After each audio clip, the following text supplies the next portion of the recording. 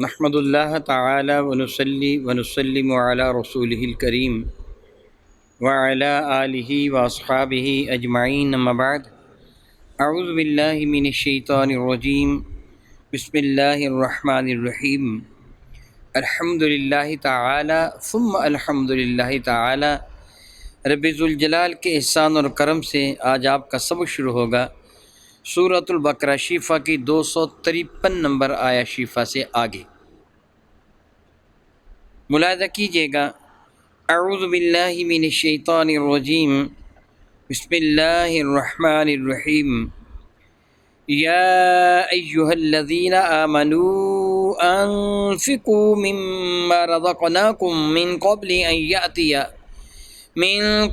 یأتی یوم لا بیع فیہ ولا خلۃ ولا شفاعہ والکافرون هم الظالمون۔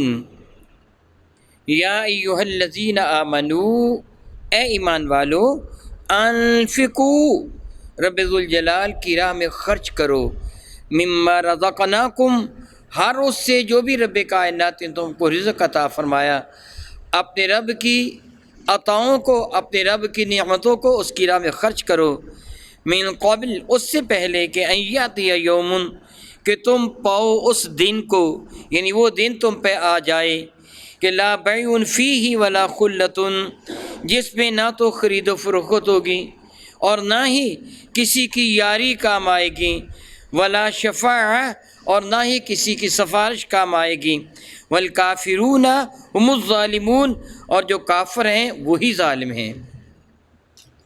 پچھلی آیہ بارکہ میں آپ نے یہ پڑھا، پروردگار عالم جل وعلا نے رسولہ نے گرامی قدر کا تذکرہ فرماتے ہوئے یہ بھی ارشاد گرامی قدر فرمایا، بعض لوگ ان پر ایمان لانے والے تھے اور بعض لوگ ان کا انکار کرنے والے تھے، جس طرح اللہ تعالیٰ ارشاد فرماتے ہیں کہ فَمِنْهُمْ مَنْ كَفَرَ وَمِنْهُمْ مَنْ آمَنَ وَمِنْهُمْ مَنْ كَفَرَ، ان میں کچھ ایسے تھے جو ایمان لے کے آئے اور کچھ ایسے تھے جنہوں نے کفر کیا، یعنی کفر اور اسلام، ایمان اور کفر، یہ دونوں چیزیں شروع سے ہی ہیں۔ حضرت سیدنا آدم علیہ السلام کو بعد میں پیدا کیا گیا ہے، ابلیس کو اللہ نے پہلے پیدا فرما دیا تھا۔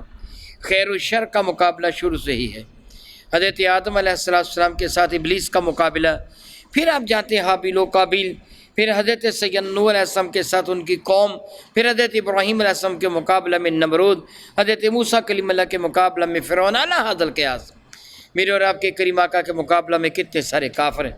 یہ خیر و شر کا مقابلہ شروع سے ہی جاری و ساری ہے، اور یہ نہ ہو تو پھر حق نکھر کر سامنے نہیں آتا۔ اگر اندھیرا نہ ہو تو روشنی کی قدر و قیمت نہیں ہوا کرتی۔ آپ کو بھوک نہ لگے تو کھانے کی قدر و قیمت آپ کی نظر میں کچھ بھی نہیں ہوگی۔ حق یہی ہے، بیمار ہو تو تب پتہ چلتا ہے صحت و تندرستی اللہ تعالیٰ کی کتنی بڑی نعمت ہے، موت نہ ہو تو زندگی کی قدر نہ کی جاتی۔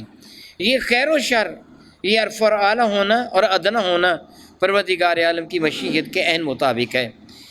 اب تم نے خیر کو پھیلانا ہے اور شر کو ختم کرنا ہے۔ کنتم خیر امۃ اخرجت للناس تأمرون بالمعروف وتنہون عن المنکر، تم ایک بہترین امت ہو، تمہارا فرض منصبی ہے لوگوں کو نیکی کی دعوت دو گے اور گناہ سے ان لوگوں کو روکو گے، یہ تمہارا فرض منصبی ہے، تمہاری ذمہ داری ہے۔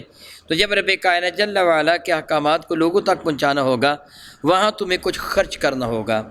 خرچ کیا کرنا ہوگا؟ اگر اللہ نے عقل دی ہے تو اسے خرچ کرو، دنیا کی دولت دی ہے تو اسے یعنی سونا چاندی دی ہے اسے خرچ کرو، روپے پیسے دیے اسے خرچ کرو، علم عطا فرمائے اسے خرچ کرو، عقل فہم و شعور کی دولت عطا فرمائے اسے خرچ کرو۔ اللہ تعالیٰ نے صحت و تندرستی عطا فرمائی ہے تو صحت و تندرستی کو اللہ کی رضا کی خاطر خرچ کر دو، یعنی جو رب نے تمہیں عطا فرمایا ہے اس کی راہ میں خرچ کرو۔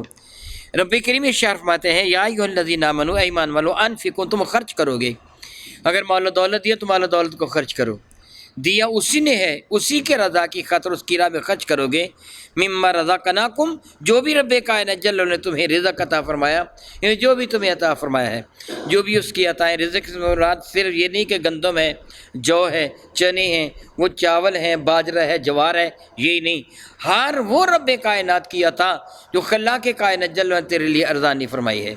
علم عطا فرمائے تو علم کو اللہ کی راہ میں خرچ کرو، جس طرح میرے نبی صلی اللہ تعالیٰ علیہ وآلہ وسلم سے عرض کیا گیا تھا، یا رسول اللہ صلی اللہ تعالیٰ علیہ وسلم، بلکہ میرے کریم آقا نے فرمایا تھا، میرے کریم آقا نے فرمایا تھا بتاؤ سب سے بڑا سخی کون ہے؟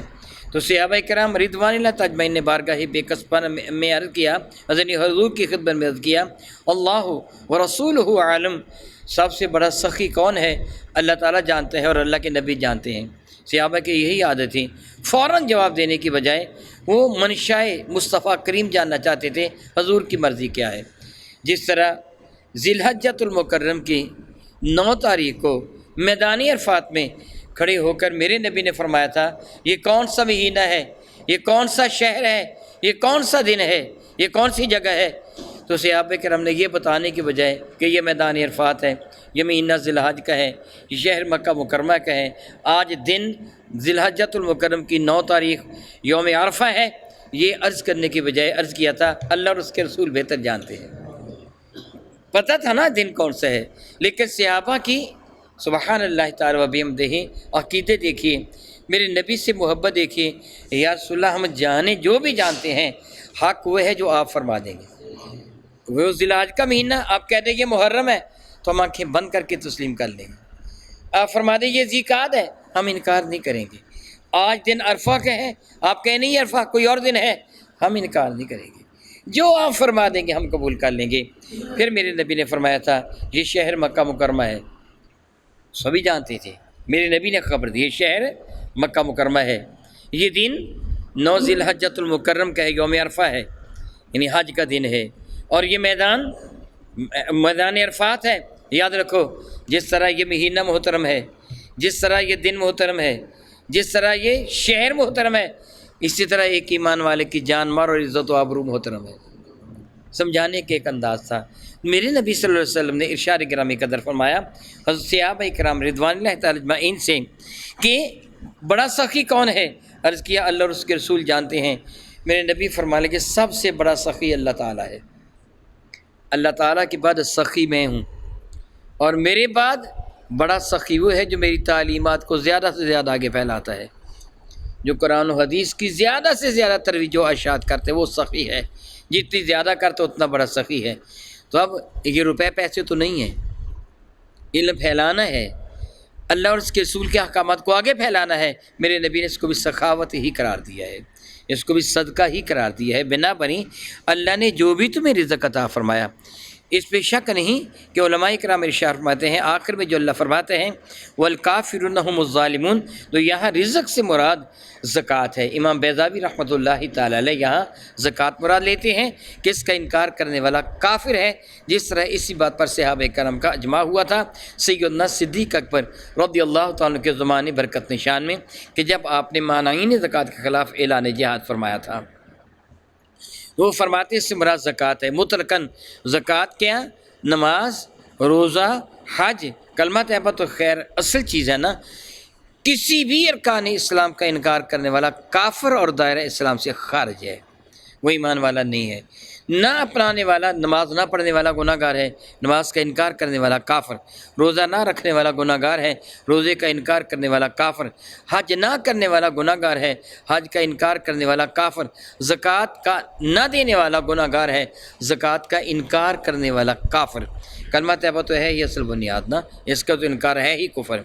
دوبارہ رب کریم ارشاد فرماتے ہیں رزق خرچ کرو اللہ کی راہ میں من قبلی، اس وقت سے پہلے کہ یاد یہ یومن، کہ تم پر وہ دن آئے، تم اس دن کو پالو، یعنی تم پر وہ دن آ جائے کہ لا بیع فیہ، وہاں خرید و فروخت نہیں ہوگی۔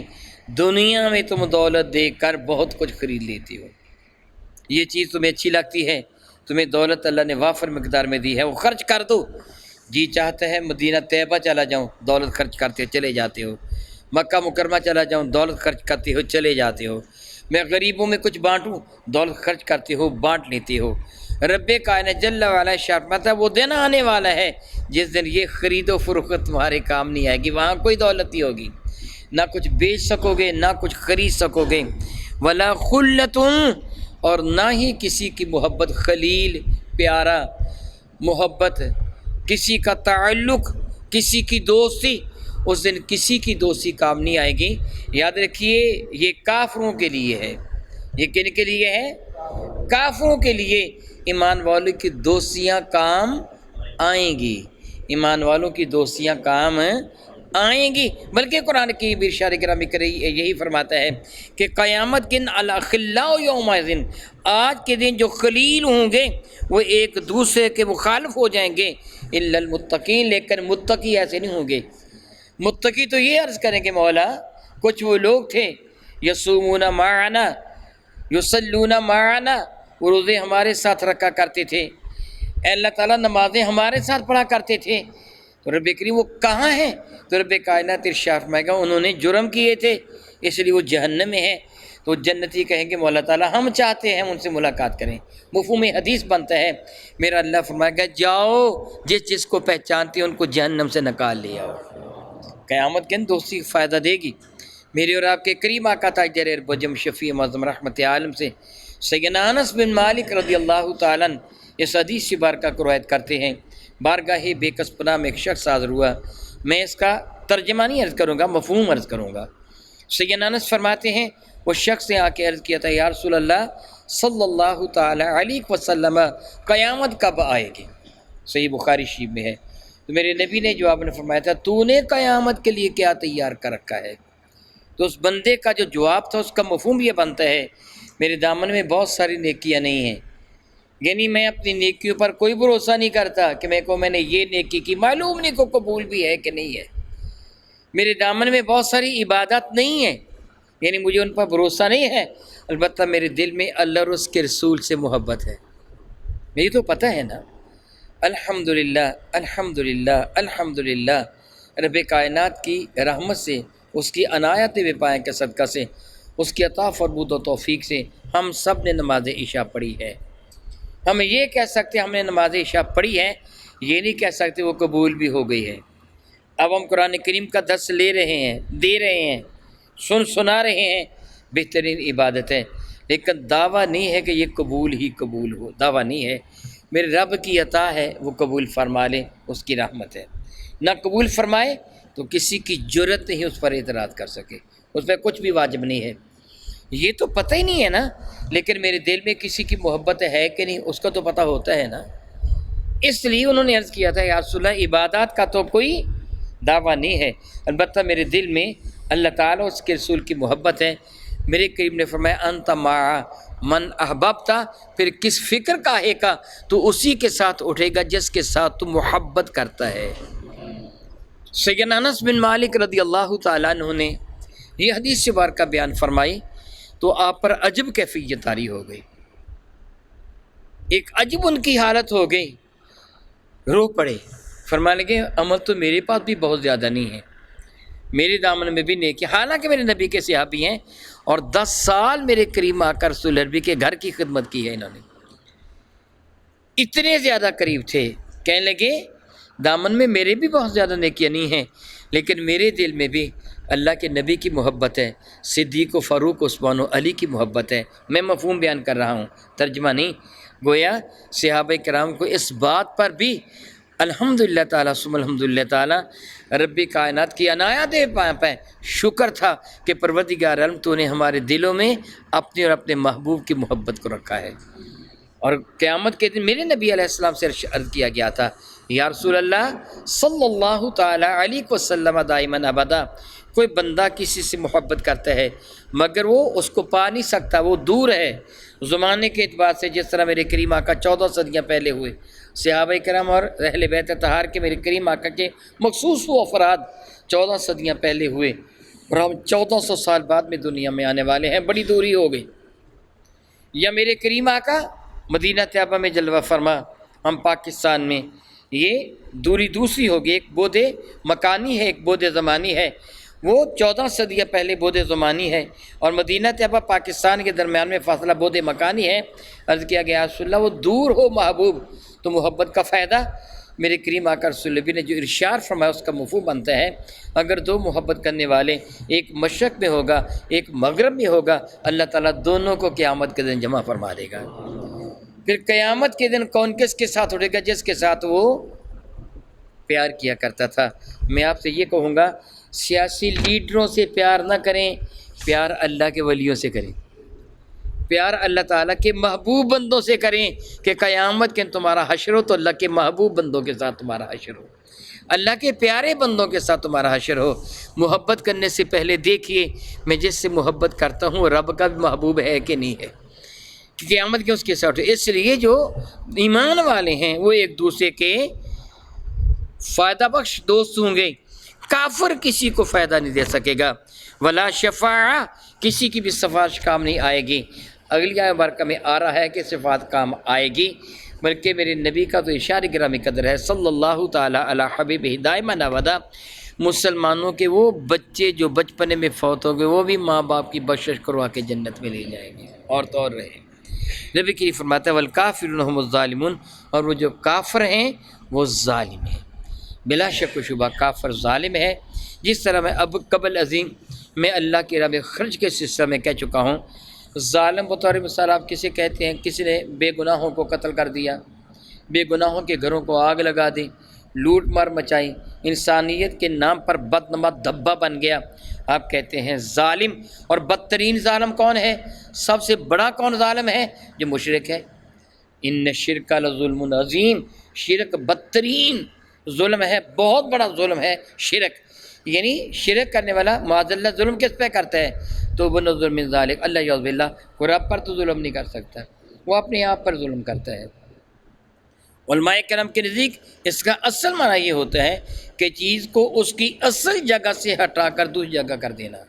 انصاف کا معنی ہوتا ہے آدھا آدھا کرنا، اور ظلم کا معنی ہوتا ہے چیز کو اس کی اصل جگہ سے ہٹا کر دوسری جگہ رکھ دینا۔ اصل حق عبادت کا رب کائنات کا ہے، وہی معبود حقیقی ہے۔ اللہ کے سوا کسی اور کو معبود بنانا گویا اللہ کا حق کسی اور کو دینے کی ناکام اور ذلیل کوشش ہے، اور یہ بدترین ظلم ہے۔ گویا اللہ تعالیٰ نے فرمایا وہ جو کافر ہیں جو وہ ظالم ہے، بدترین ظالم ہے۔ اللہ یعوذ باللہ تعالیٰ، او کما قال اللہ تبارک و تعالی، واللہ تعالی اعلم باسرار کتابہ۔